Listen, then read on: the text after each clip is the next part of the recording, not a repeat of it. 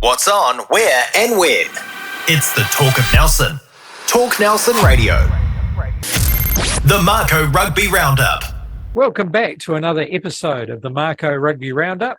I'm your host, Chris Butler, and as always, I'm joined by Leslie Edwards and Sean Davis. Good to see you, lads. Yeah, lovely to be here. Both got the colours on today, so really stepped up to the mark. So obviously it's in honour of our special guest. Exactly. Joining us today is Dan Perrin. He's the Tasman Mako NPC co-head coach. Welcome, Dan. In fact, welcome back.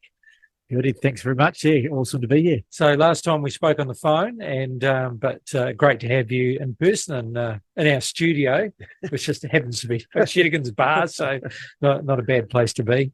On this week's show, we're going to be talking First 15 Rugby, Senior Rugby, the Wharapama Cup Rugby Championship, and of course we're going to be discussing the upcoming Mako season with Dan. Before that, though, our venue sponsor is O'Shedigan's on Bridge Street. It's time for the Shed Chat. Sean, how's your week been? Another good week, mate. Yeah. No, we've had, as you know, the rugby's been a wee bit lacking at the moment, Yes, but we're excited to get back into it this Saturday with the All Blacks, of course. Yeah, big one. Kicking off around 10 o'clock Saturday night, so we'll have that on before the party kicks off to follow that. Warriors have got a bye, but the female football World Cup carries on as well. So there's still plenty going on, and we've got it all on the There all screens. go. Shame they couldn't get the win against the Philippines, but they'll be looking to bounce back for sure. First 15 rugby, the semi-finals, Les. So Yeah, I'm very pleased to say that the three first 15s from our region have made home semi-finals. So you've got Waimea Combined hosting Christ College on Saturday at 12 noon. Nelson College hosting St. Bede's College, also at 12 noon on Saturday. And in the plate semi-final, Marlborough Boys College hosting Christ College. So, Dan, you'd be rather pleased to see that the three first 15s are performing very well. Yeah, we're pretty special schools in the region at the moment, and they're producing some exceptional talent as well. So, yeah, it's awesome to see them succeeding in their competitions and right up there at the pointy end. So, looking forward to getting out and watching a bit of it too. yeah, absolutely. Now, we had a comment on our Facebook feed. Give some love to the second division. Yeah, up the Stags. Sean's going to back you up. Well, there we go. Division 2, Senior Club Rugby. Congratulations, obviously, to Marlborough Premiers. Congratulations to Wenwick, 24-18 versus Waitoa. And we've got the Nelson Bay semi-finals on Saturday, Sean. Yeah, exactly, mate. My beloved Stags didn't quite make it that far, but that's all right. And yeah, like you say, congratulations to Renwick, who won the Marlborough division over the weekend. Looking forward to this Saturday with the second of semi-finals. First up is Stoke versus Collingwood at Green Meadows, and that's kick-off around 1:15, followed up by Rewalker versus Hillier at Cook's Reserve from 3 p.m. Right. Okay. So we're going to do some picks. Now, I believe, Dan, you played quite a bit for Hillier, but also Wanderers. Is that right? Yeah, when I first moved up here, I was a Huria man, so used to travel over a couple of times a week to trainings over there. And he had a real good thing going over there back in the day before the two clubs amalgamated. So the Battle of the Bridge in Division 2 in a semi-final. That'll be a good one. Yeah, that's right. So, are we going to put that heat on him, or should you pick that one? Because he won't win many fans, will he? He's going to pick Rewalker. Yeah, we'll just ask him. What do you reckon, mate? I'd probably have to go with the heart lies with Huia, I think. Oh, so, yeah, right. Yeah, 50 games in that jersey, so we'll back Huia in. Yeah, mate. And I think in the other game, Stoke was Collingwood. Collingwood are travelling over the hill, and Stoke have been pretty good all year. I think they may have lost one game this season, just recently. Top of the table, aren't they? They'll be pretty tough to beat. I know the Collingwood lads will give it heaps, but I think Stoke may get up and host the final next week. Yeah, Here we go. I think it'll be a Stoke Rewalker final. The two best teams in the comp, and a replay of last year. Shout out to all the second division teams, especially the Stags, have been a highlight this year. Mate. Yeah, look, it's a great comp, and like we've sort of touched on that Stoke team have been pretty convincing most of the way through this year, so they do deserve to be where they are, and good luck to them all. Farah Palmer Cup, and what a match that was. Saturday night, Otago 34, Tasman 28. So let's go around the table. Did we get a chance to watch the game, Dan? Actually flicked on the second half. It was pretty impressive football. Some awesome skills, and I think they've come a long way from where they've been in the past. And Mel and her coaching crew are doing an outstanding job there. So unlucky, I know they were gunning for that Otago team who been right up there in the last couple of seasons. So they were pretty gutting, but we had Mel and her coaching crew in this week with us, and they were up and ready to go again. But it was a entertaining game, and that last play with 5-on-3 at the end there to win the game, just couldn't quite get it over the line. So but very entertaining, and they've made massive strides in the last couple of years. It's good to see. Was it your dulcet tones I heard at the game? No, the Woo guy is in retirement. Oh, so, the game was fabulous. I thought the forwards for Marist were terrific. Stayed on the park a long time. But the one I loved was number 15, Amelia Hammett. I thought she had a really nice game at the back of the field. Yeah, for sure. Look, obviously we had Mel on the show last week. Yeah, and she was talking about the changes to the squad and the hype around it, and they put on a hugely different performance in the first game compared to what they played previously. So they'll be looking for some carry on that momentum and hopefully get the win over North Harbour this weekend. Yeah, that's right. This Saturday, 12 noon at Trafalgar Park. So another home game. And you were saying that the coaching crew were in discussions after that Otago match. So what's being talked about? Oh, it's an open door in our environment for those that coaching crew. So I've had Mel and her team in there, and they're just sitting in the back of meetings and coming out in the grass with us and listening and learning and giving us a bit of feedback as well. Mel's a pretty experienced coach, so any little bits of gold we can share, I think it's going to help both of our teams. So hopefully in some way we've helped them, and but like I said, they're doing good things with those girls, and look forward to seeing that game on Saturday. Yeah, absolutely. So great to see them at Trafalgar Park. So get along and support them. 12 noon, the Rugby Championship, and we've had a bit of a break after all that excitement, and but it's back on, and this is going to be interesting, isn't it? Australia haven't had the rub of the green, or they haven't performed probably where they wanted to be, and they take on the Flying All Blacks at the moment, isn't it? So Australia versus New Zealand. Is that right? MCG, is that right? Yes, it is. This weekend. So what are your thoughts, Sean? Yeah, mate. It's again, it's that sort of 9:45 kickoff on Saturday night for us over here. Look, you can't go past the All Blacks, of course. Not that I would anyway, but Australia may be a different beast over there, and they do like to get up and compete with the All Blacks at any opportunity they get.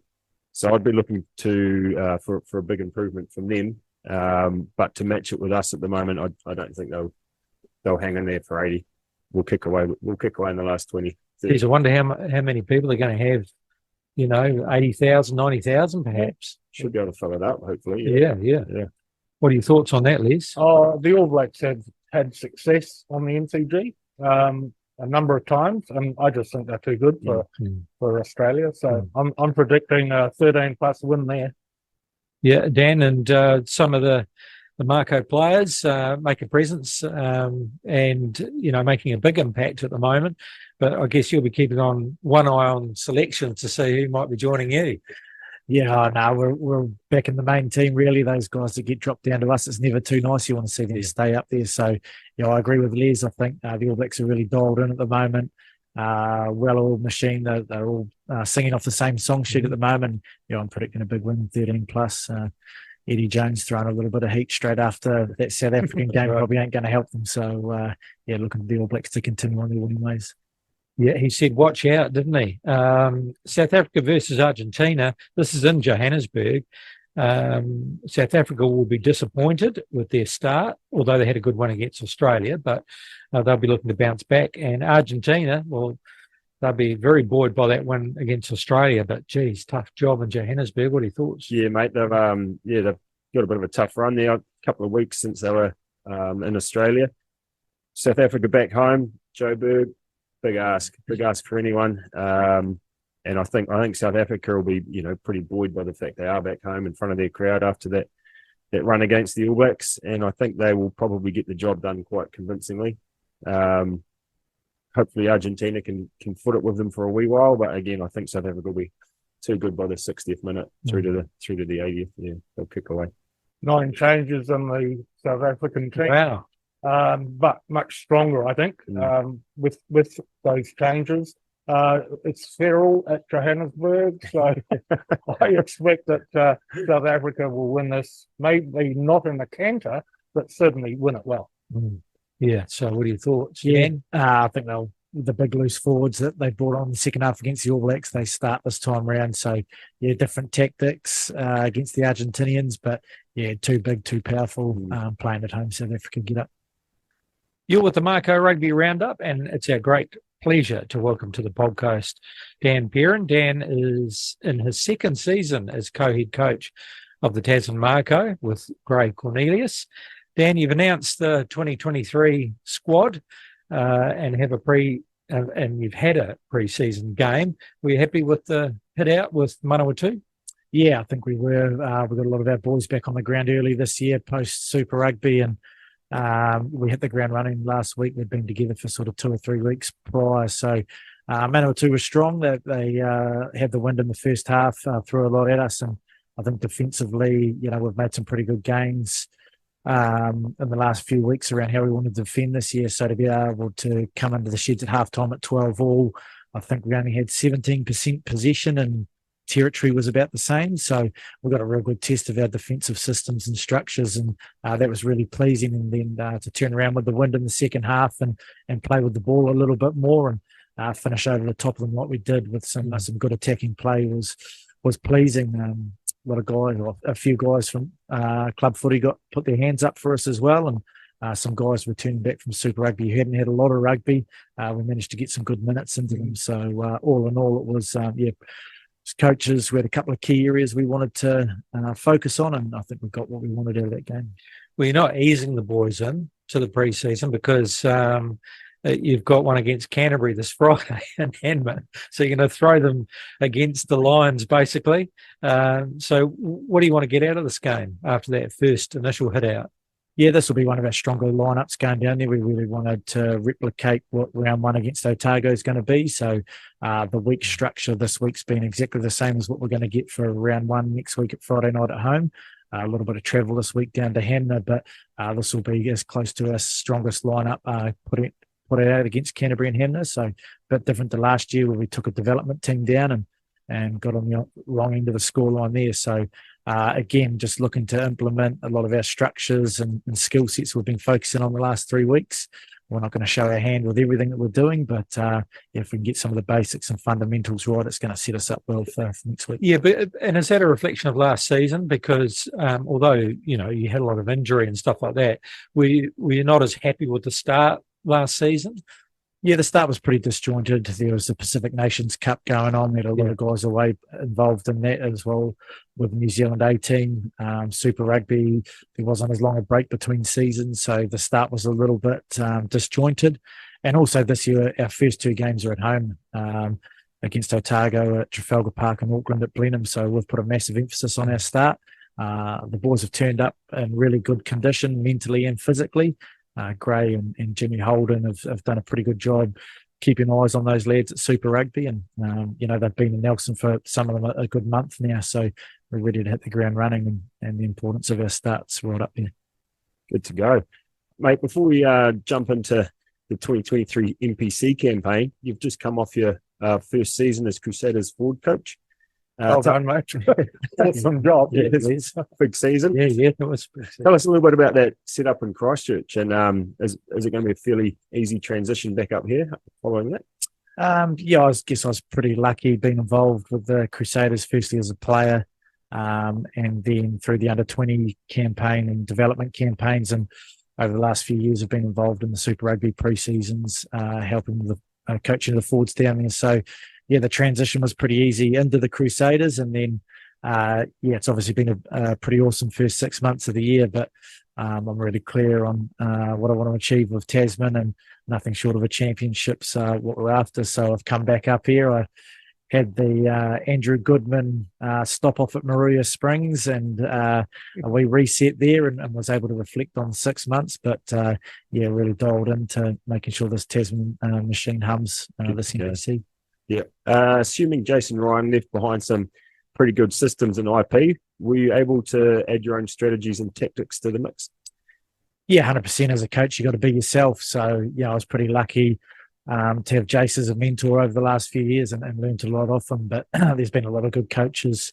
I had Clark Dermody here as well, who's, pretty astute forwards coach with the Highlanders, and a lot of coaches over my playing years as well. Todd Blackadder, Mark Hammett, that have, helped shape me as a rugby purist, I guess. So, to be able to go down there, it was pretty daunting. I won't lie about that. It was the pressure was definitely there, but I just had to go in there and be myself. And there were a couple of key areas that we grew and achieved, and ultimately probably won us a final with 2 more tries. So something we put a lot of effort into and put my own spin on. Yeah, nice.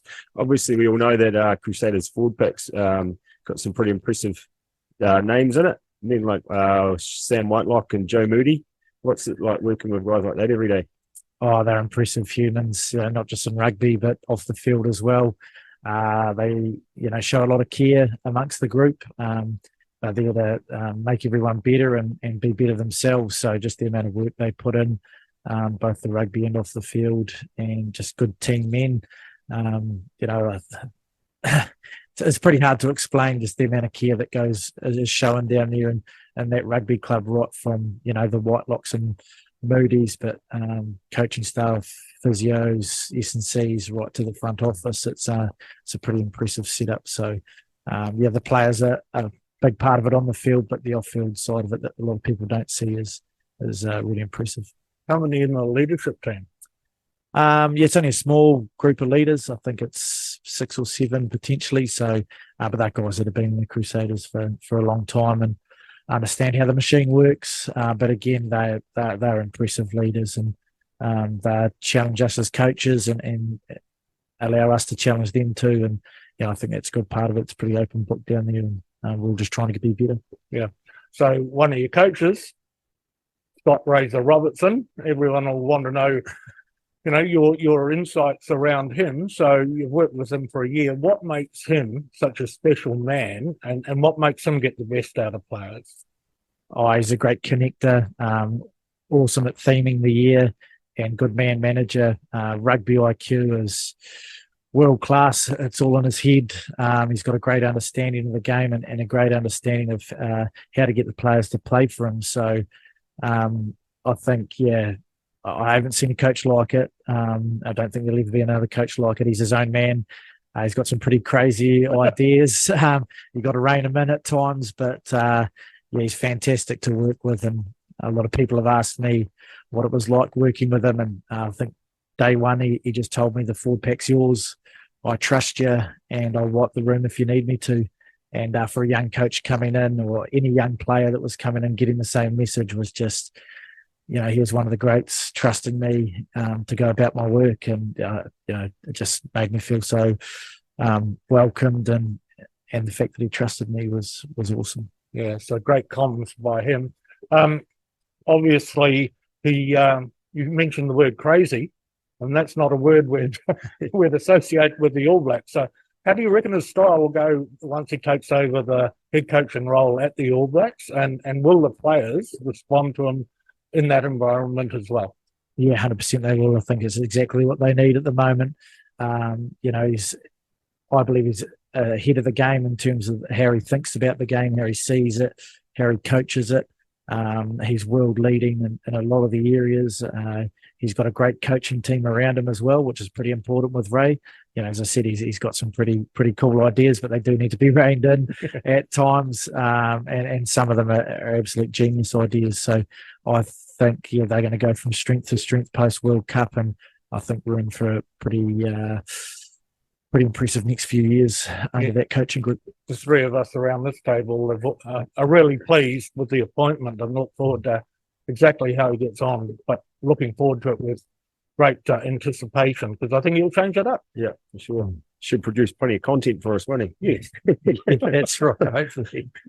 Mate, you and Gray have announced your 23 Mako squad for the season.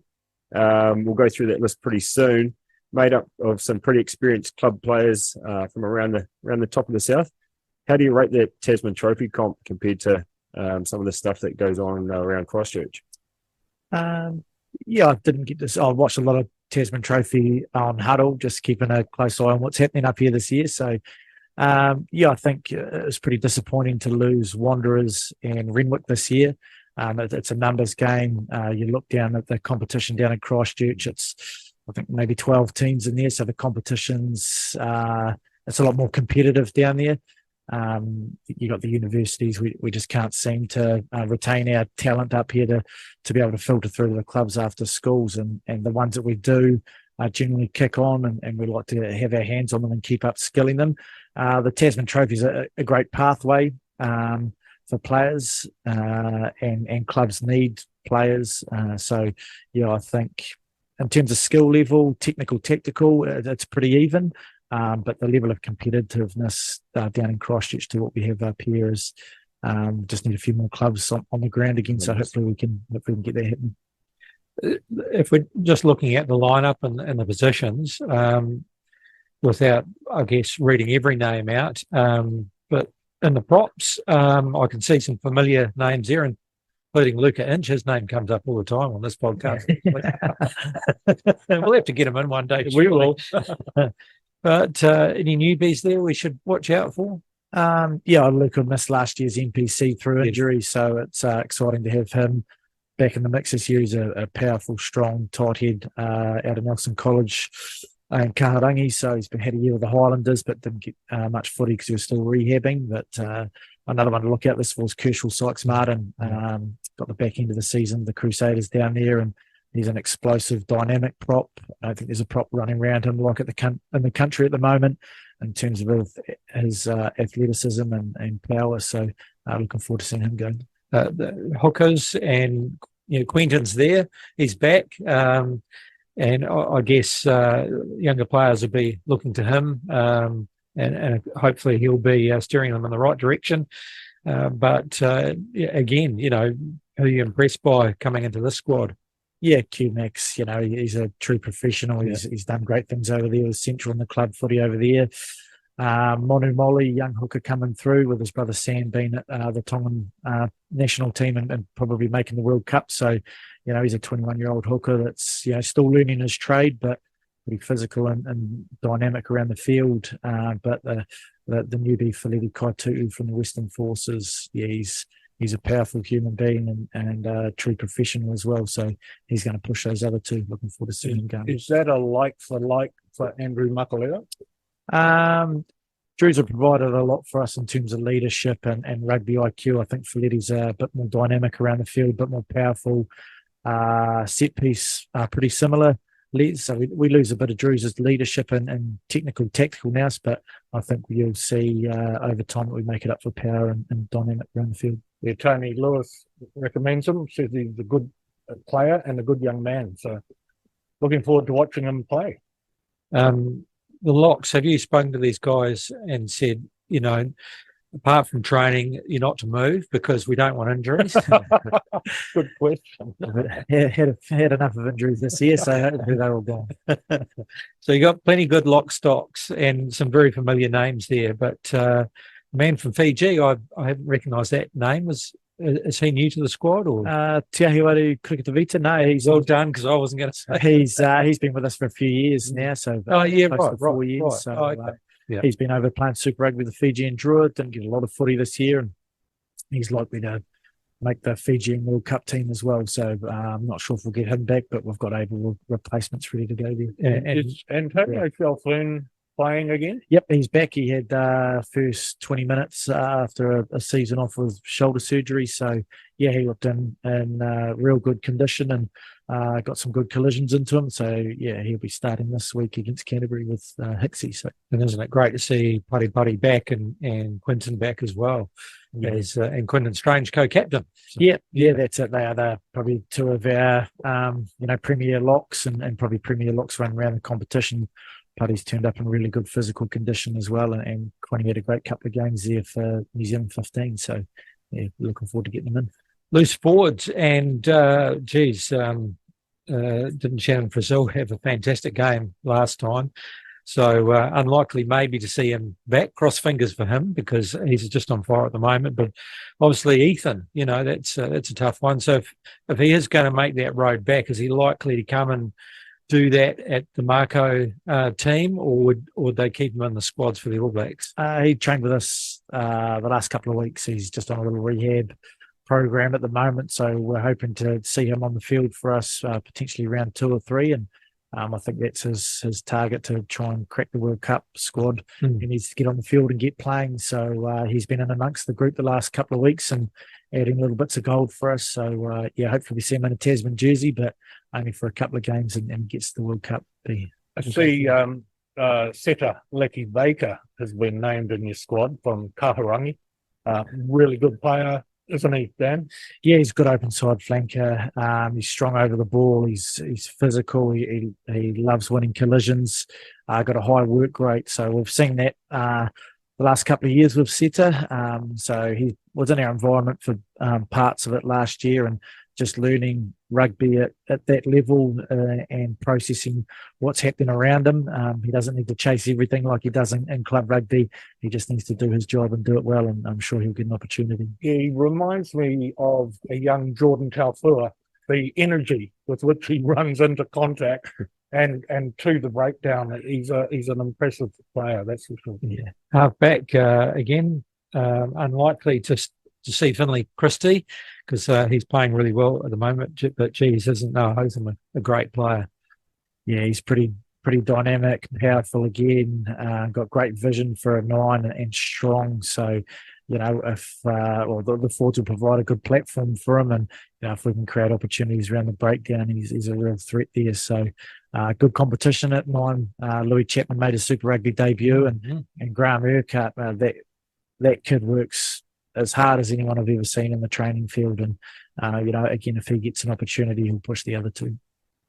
Yeah, fairly experienced group of first fives there as well, mate. Willie Havili maybe out with Tonga, but Mitch Hunt and Tim O'Malley fill that spot pretty well. Yeah, awesome to have Hunty back again, another one who missed injury last year, and having Tim O'Malley back from France and helping steer the cutter at Waitoa. He's a great team man, both of them great team men, and Mitch is one of our leaders. So to have them on the field driving us around it's going to be good to see. Kane Robinson, who's named in the in the midfield, he can also cover 10 for you. And you've got Levi Amua and Alex Nankable. How awesome would it be to see those guys starting every game for the Mako? Yeah, no, that's an impressive midfield, isn't it? So Nank's world class again away with New Zealand A. Some would say Levi probably should have been there with him after his season with Moana, and just absolute power in the number 13 jersey. So brings up 50 games this year as well for the Mako. So keep them on the field together. It's a pretty potent midfield mix. And David DeVilliers again, has he been training with you guys or? Yep, Davey's on his return to play, so I think he's available for round 1 against Otago. All things going well, so he's trained again like Ethan has the last couple of weeks, and again his experience and knowledge he's added to the group, which has been awesome. And he'll be trying to impress. Yep. So land fitting well. Yeah, that's it. So hopefully we only see them for a couple of games. Yeah. Outside backs, and again there's Lester and Will Jordan, although it looks so Will is back and in good form. Lester's looking for that start, so if he isn't selected, does potentially come back to the squad, or what happens there? Yeah, we haven't had any communication from the All Blacks as yet, but yeah, he'd be seeking some game time soon, would think. He popped up for a training run last Thursday with us, But yeah, it all depends what the All Black selectors do there. But pretty blessed in the outside back division as well. Yeah, tell us about Will Goulter, a name not known to us, but did play, one game for the Crusaders and a Canterbury player. Does he cover a number of positions for you? Yeah, but like Tane Robinson, a good utility to have in your squad. He's outside back that can play centre and fullback at a pinch, and you got to have those in your teams at the moment. Just with injury and how the competition is with the midweek game, everyone having to have those. You've got to have a good squad that guys that can cover multiple positions. So Will's a balanced, very accurate, fast outside back. So you're looking forward to seeing him get his opportunity. Sounds good. And we had the pleasure of Tom Marshall in last week, so good to see him back in the district. Yeah, again, just another experienced player at fullback that can drive us around the field, but like Hunty and Tane Robinson and Tim O'Malley. So, yeah, awesome to have Tom back. And, he's been around the world playing footy. So to have him back home playing for Tasman, and I think he gets close to a milestone this year as well. So, one game. Oh, that's right. That's right. Even if he has to be mascot. So, Mako Springer, has come a long way since, his first season. We saw him last season, and then since then he's played representative footy, and, he's had quite a lot of games since then. So, ups to him, he's been doing really well.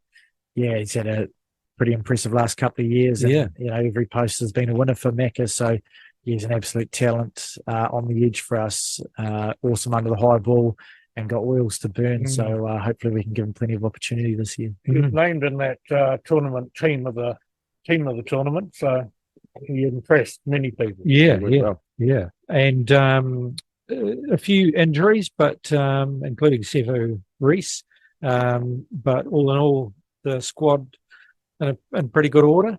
Yeah, a couple of our young loose forwards have been ruled out for the year. Viliami Napa, Braden Stewart, Fletcher Anderson, and Natani. Natani, we should hopefully get back the back end of the season. So, those three loose forwards, they all played a part in our squad last year. Gutting to lose out on those guys, but it's providing a couple of others, and Tim Sale, Seta Baker, Angus Fletcher with an opportunity this year, and Sevu, probably not likely to see him. He's ruled out for the rest of the year. So. Yeah, right. And mixed in there, bringing through some development players as well, which is great. So, looking at, I suppose you haven't had much of a chance to see some Tasman Trophy games, but I guess you've been keeping an eye on potential players. So in that development area, excited about what you see, and any names pop out for you? I suppose you've got to be careful. Oh, no, there is, like I said before, like we've got an exceptional secondary school program, First 15 program here in Nelson and Waimea and Marlborough Boys as well. So we're producing over the next couple of years. There's some talent coming out of those schools, which is really exciting. And even in the last couple of years, there has been. And prime example is Hunter Lepine, got called in at the last minute and started against Manawatu, played 70 minutes. 20-year-old lock, hadn't played NPC, and he got voted second MVP points by the players. So wow. Very cool. They're getting well set up. There's Dylan Irvine. There's a couple of young props, a couple of young Lucies. The Saruya brothers in the back division, Cooper Roberts. I could go on with some of the talent that's about to come through. You can't walk straight into the Mako out of school. Like it's you've got to earn your stripes, and those development players will be working hard to prove to the rest of the group and management team that when their opportunity comes, they're ready to take it. Are they on the ground every training? Depends on the type of development contract they're on, Les, but all of them will play a part in our campaign throughout the year, and they're in there to learn and to compete as well. So it's an awesome opportunity for those men. Excellent. And how's Gray? He's all fizzing and ready to go. Yeah, this is the time of year he loves. He's been working really hard on the ground across the community rugby scene and setting up the HP program and watching schoolboy footy, watching Tasman Trophy, keeping an eye on Super Rugby. So now's his time to shine. And he's been right on the last couple of weeks. It's been good. Oh, good stuff. You mentioned theming, Scott Robertson being very good at it. And the Mako have done that for a number of seasons now. So has someone been working on that and it's about to be unveiled? Or 2023? Yeah, yep. The whole management group's been working on it. As soon as the final whistle rained down on us last year, we're straight on to thinking what we're going to do for this year. So, we've a lot of fun coming up with our themes, and got unveiled last week at our camp in Picton at Waikawa Marae. So the boys are pretty excited. Just adds another element to our season that it's not all rugby all the time. It allows us to have some fun and breathe a little bit with just something a little bit out the gate, but a lot of fun. Great. Looking forward to it, mate, and really appreciate you coming in and joining us once again to set us up for the season. And looking at that lineup, it looks pretty good, doesn't it, lads? So providing that all your joints and elbows and knees can all stay in one position, especially the locks. I mean, the locks just have to look after themselves, don't they? Yeah, no go out playing golf or anything silly. Yeah, or no skateboarding or whatever. That's right. We need them for the season. So, look, Darren, it's fantastic to have you in, and we really wish you all the best of luck for the season and keeping us up to date. And lads, so what's on the agenda for you, mate? So you've already mentioned big game on. That's going to be a late one on Saturday night, isn't it? Yeah. Late kick-off for the All Blacks. We've got we've got that midday Farah-Palmer Cup game down at Trafalgar. So hopefully get down to that in the hopefully sunshine. I haven't checked what the weather's like, but I'm sure it'll be nice. And through to the late one in the evening. So it's good to see the All Blacks back in action for sure. So it always builds a bit of excitement heading into the weekend. Yeah, and it'll be all rugby for you, Les. Not much. Well, I've got a road trip to Hanmer. So you're going down. Yeah, mate of mine who works at TRU. We're going down to watch the Mako game. Oh, nice. 30, I think it is, on Friday afternoon. Then we're going to stay there and play golf at Hanmer Springs. Man, how's that? And we'll come and see you after the game. Good on you. All right. Good on you. Thanks very much. We really appreciate your time, gentlemen, and thank you to our listeners, and we'll talk to you again next week. The Mako Rugby Roundup. Talk Nelson Radio. It's the Talk of Nelson.